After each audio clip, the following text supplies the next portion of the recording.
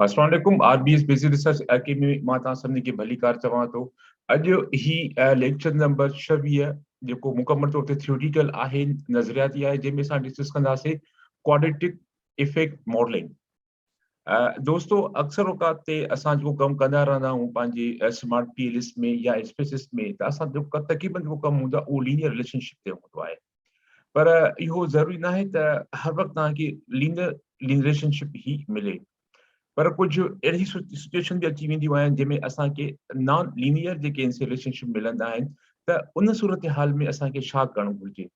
ही वीडियो जेको आहे नज़रियाती तौर ते आहे, थ्योरिटिकल आहे, इहा तव्हांजो इहो मसइलो हल करण वारी आहे त ख़ासि तौर ते स्मार्ट पीएलएस में जेके असांजी जेका डेटा जंहिंमें असांखे नॉन लीनियर डेटा मिले, त उन सूरत हाल में असां उन डेटा खे कीअं जेको आहे सो प्रोसेस कयूं, कीअं एनालाइज़ कयूं उन सॉफ्टवेयर में। अॼु हिन वीडियो जो इहो मक़सदु आहे। त पोइ अचो त पंहिंजे कम खे अॻिते वधायूं। पर इन खां अॻु में मां पंहिंजो तारुफ़ कराईंदो हलां। मुंहिंजो नालो डॉक्टर रहीम बख्श सुमरो आहे ऐं मां शादिद सां तालुक़ु रखां थो। हिते तव्हां मुंहिंजो स्मार्ट पीएलएस जो सर्टिफिकेट ॾिसी रहिया आहियो, जेको मूं ऑनलाइन कोर्स जेको आहे उतां पूरो कयो, जंहिंजे नतीजे में मूंखे ही नव मॉड्यूल मूं कवर कया ऐं उन खां पोइ मूंखे सर्टिफिकेट जेको आहे मिलियो आहे।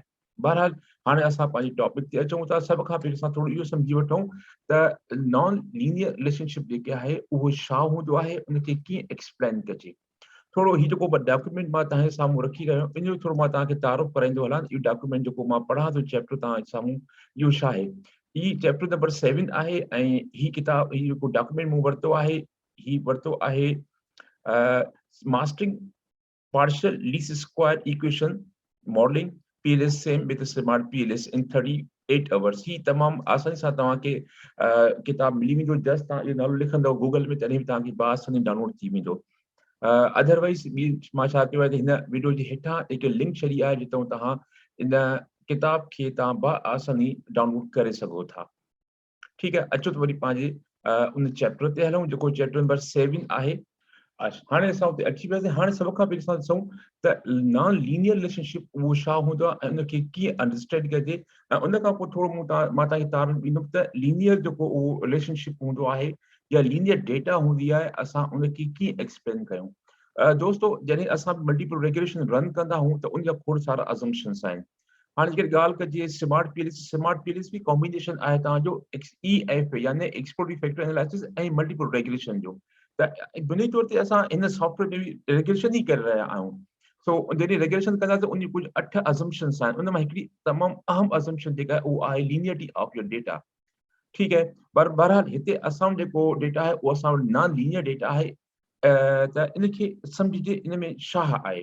इन हवाले खां सभ खां पहिरीं तव्हां ॾिसो था त experienced researchers would agree that the variable do not always hold linear relationship in a straight line. तो ज़रूरी न आहे त हमेशह तव्हांखे लीनियर रिलेशनशिप मिले। जेका बि तव्हां डेटा कयो था उन में का स्ट्रेट लाइन तव्हांखे नज़र अचे। इन हवाले खां तव्हां हिते ॾिसो था हिकिड़ी फिगर जंहिंमें ॿ आहिनि। हिकिड़ो लीनियर रिलेशनशिप आहे ऐं ॿियो क्वाड्रेटिक जो रिलेशनशिप आहे। लीनियर रिलेशनशिप में जेको तव्हां लाइन ॾिसो था, हिकिड़ी मुकमल स्ट्रेट लाइन आहे। यानी इन जो मक़सदु आहे त जीअं हिकिड़ो वेरिएबल वधे थो त उन सां गॾु गॾु ओतिरी ई जेको लेवल में हिकिड़ो ॿियो वेरिएबल वधी रहियो आहे। इन सां गॾु गॾु वरी हाणे तव्हांखे टेबल नज़र ईंदी हूंदी, जंहिंमें मिसाल मां ॾिनो आहे त भई जावेद आहे, जेको हिकिड़ो स्टूडेंट आहे जेके 1 कलाक स्टडी करे थो त हू 50 मार्कूं हासिल करे थो। लेकिन आमिर आहे जेको 2 कलाक स्टडी करे थो, 100 मार्कूं उहो हासिल करे थो। उन खां पोइ आमना आहे जेके 4 कलाक पढ़े थी त 200 मार्कूं। यानी जीअं जीअं नंबर ऑफ स्टडी तव्हां वधाईंदा था वञो, उन सां गॾो गॾु तव्हांजूं मार्कूं बि वधंदी थियूं वञनि। असल में इन शइ खे असां चवंदा आहियूं लीनियरिटी।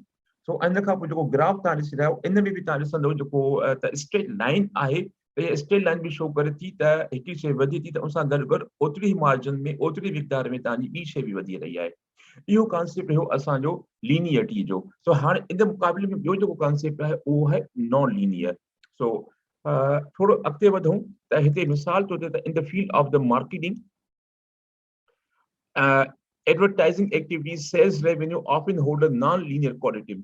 तकरीबन ये होता है उन विच में non-linear and quadratic जेको आहे उहो रिलेशनशिप थींदो आहे। हाणे non-linear जा खोड़ सारा रिलेशनशिप थी सघनि था, त उन में हिकिड़ो जेको रिलेशनशिप उहो quadratic रिलेशनशिप आहे। ठीकु है, असां उन में quadratic रिलेशनशिप जी सिर्फ़ ॻाल्हि कयूं था। हूअ non-linear खोड़ सारा रिलेशनशिप आहिनि।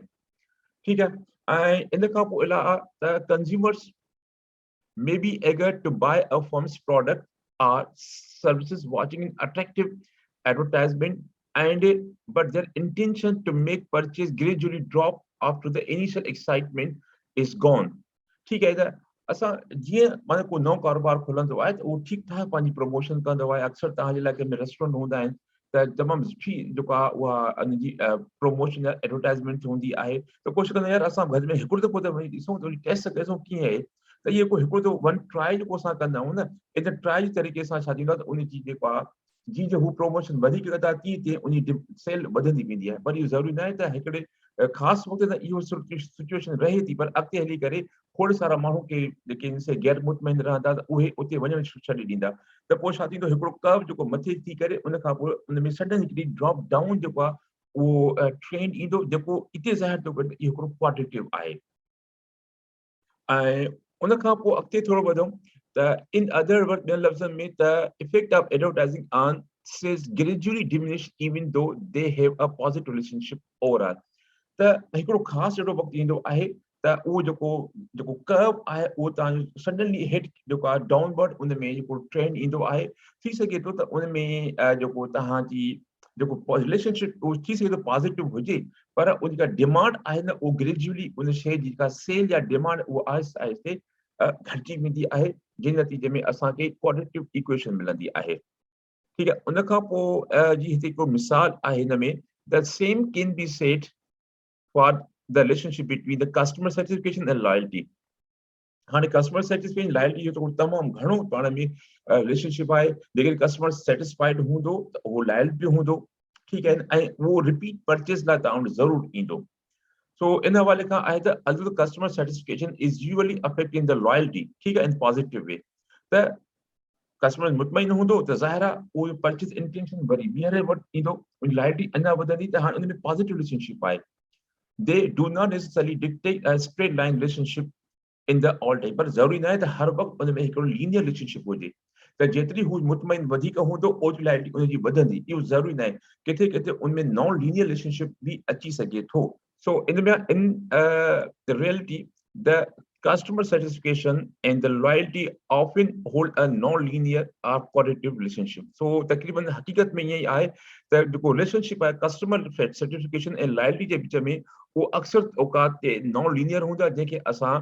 क्वाड्रेटिव जेको आहे उहो चवंदा आहियूं ठीकु आहे सो इन खां हिते ॾिसूं था ही जेको ऑब्जेक्ट ही 48 जेको हिनखे ॾिसूं था हे छा आहे हिन में चए थो there are the four possible non linear quadratic effect can be modeled. They are concave downward with a positive slope and concave downward with a negative slope and concave upward with a positive slope and concave upward with the negative. ये चार जेके मुख्तलिफ क्वाड्रेटिव effect तव्हांजे data ते थी सघनि था इहा थोरी मालूमात हुई जेका मां सोचियमि त तव्हां लाइ मुहैया करे वठूं अच्छा उन खां पोइ चए त it is uncommon to see customer loyalty towards a brand peaked after a certain period of the time इहो माना जेको आहे उहो गैर अहम आहे यानी इहो कॉमन न आहे इहा शइ त भई कस्टमर लॉयल्टी जेका आहे उहा ब्रांड जे लाइ हिकिड़ी ख़ासि पीक ते वधी वञे ऐं पोइ उहा जेका आहे उहो हिकिड़े ख़ासि वक़्त ताईं इहा जेका पीकनेस आहे उहा बरक़रार बि रहे सो इन हवाले खां when the still high satisfied with the customer service तो ज़रूरी ॾिसो हिकिड़ी कस्टमर हिकिड़ी प्रोडक्ट लाइफ साइकिल बि तव्हां पढ़ी हूंदी त हिकिड़ो ख़ासि वक़्तु ईंदो आहे त हिकिड़ी प्रोडक्ट खे इस्तेमालु करे जेॾी उन में का चेंज नथी अचे का इनोवेशन नथी अचे त माण्हू उन प्रोडक्ट खे इस्तेमालु करण खे छॾे ॾींदा आहिनि त इन करे तव्हां मुख़्तलिफ़ प्रोडक्ट जेकी तव्हां इस्तेमालु कयो था त उन में खोड़ सारियूं तब्दीलियूं आयूं आहिनि इन में हिकिड़ो मिसाल लक्स सोप आहे जेको शुरू में त हिकिड़ो जेको आहे उन में हिकिड़ो सादो हूंदो पर उन में हिन वक़्तु खोड़ सारा फ्राग्रेंस अचनि था खोड़ सारा कलर में अचनि था इहा हिकिड़ी तब्दीली आहे प्रोडक्ट लाइफ साइकिल खे वधाइण जे लाइ अहिड़े तरीक़े सां कस्टमर जेका लाइकनेस हूंदी आहे उन बि हिकिड़ी जेको आहे उहा लाइफ हूंदी आहे उहा तेसिताईं तव्हां गॾु रहंदी आहे लॉयल्टी जेसिताईं उन में शयुनि में तब्दीली आहे उन में चेंज आहे उहा चेंज जेको कस्टमर चाहे थो सो हाणे जेकॾहिं असां इहो ड्रा कयूं रिलेशनशिप ग्राफ जेको आहे the relationship can be represented as a by a concave downward curve with a positive slope ठीकु आहे इहो हिन ही असांजो हिकिड़ी कर्व आहे जेको तव्हां ॾिसी रहियो जंहिंमें आहे हिकु तरफ़ ही लॉयल्टी आहे ॿिए तरफ़ असां सेटिस्फिकेशन आहे ऐं हिन खां पोइ तव्हां ही कर्व ॾिसो था हिकिड़े वक़्त में त इन विच में ॾाढो सुठो हेसि ताईं जेको आहे हिकु बहितर रिलेशनशिप अचे थो पर उन खां पोइ इहो वरी जेको आहे तव्हांजो जीअं अॻिते वधंदो त इहो हिकिड़ो डाउनवर्ड इन में जेको आहे उहो शेप ईंदो ऐं आहिस्ते आहिस्ते उहा जेका लॉयल्टी ऐं सेटिस्फेक्शन आहे उहा ख़तमु थींदी वेंदी। जेॾी सेटिस्फेक्शन ख़तमु थी वेई त ज़ाहिर तौर ते लॉयल्टी बि ख़तमु थी वेंदी। इहो हिकिड़ो नंढो कॉन्सेप्ट जेको मूं तव्हांखे ॿुधाइणु चाहियो पिए। ऐं इन खां अलावा तव्हां हिते हिकिड़ो ॿियो जेको आहे साॻियो कर्व ॾिसी रहिया आहियो त जंहिंमें क्वाड्रेटिव रिलेशनशिप आहे। ठीकु आहे, ही बि हिकिड़ो कॉनकेव आहे ऐं हिकिड़ो ही रिलेशनशिप बि आहे, इहो बि असां जेको आहे क्वाड्रेटिव रिलेशनशिप आहे। हाणे जेके 4 मूं पढ़ियासीं, जेके इन से कॉनकेव, जेके पॉज़िटिव आहे, कॉनकेव विद नेगेटिव, इहे इन मां चइनी मां को बि हिकिड़ो बि कर्व तव्हांखे मिली सघे थो। बहरहाल अहिड़े क़िस्म जी तव्हांखे डेटा मिले त उन सूरत हाल में असांखे स्मार्ट पीडीएस कहिड़ो ऑप्शन ॾिए थो, त इन लाइ जेको आहे सो मुंहिंजी वीडियो नंबर 27 अवेलेबल आहे, जंहिंमें मूं डिस्कस कयो आहे प्रैक्टिकली त स्मार्ट पीडीएस में तव्हां अहिड़ी क़िस्म जे डेटा खे तव्हां कीअं जेको आहे उहो रन कयो ऐं उन जा जेके रिज़ल्ट्स मिलनि था, रिज़ल्ट खे कीअं सम्झिजे, सिग्निफिकेंस जेका उन में अचे थी उहो सिग्निफिकेंट आहिनि या न आहिनि रिलेशन, इहो सभु कुझु जेको आहे उहो video number 27 J practical part in the quality effect model में मूं मुकमल तौर ते डिस्कस कयो आहे। टाइम मिले त उहो बि ॾिसी वठो। आख़िर में तव्हां तमामु वॾी महिरबानी जो हेसिताईं हिन वीडियो खे पूरो ॾिठो। उमेद कयां थो त ॿियनि वीडियोज़ वांगुरु ही बि तव्हांखे जेको आहे पसंदि आई थी, ख़ासि तौर ते क्वालिटेटिव इफेक्ट मॉडलिंग ते।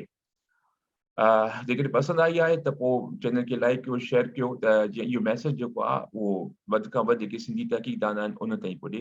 आख़िर में तमामु वॾी महिरबानी।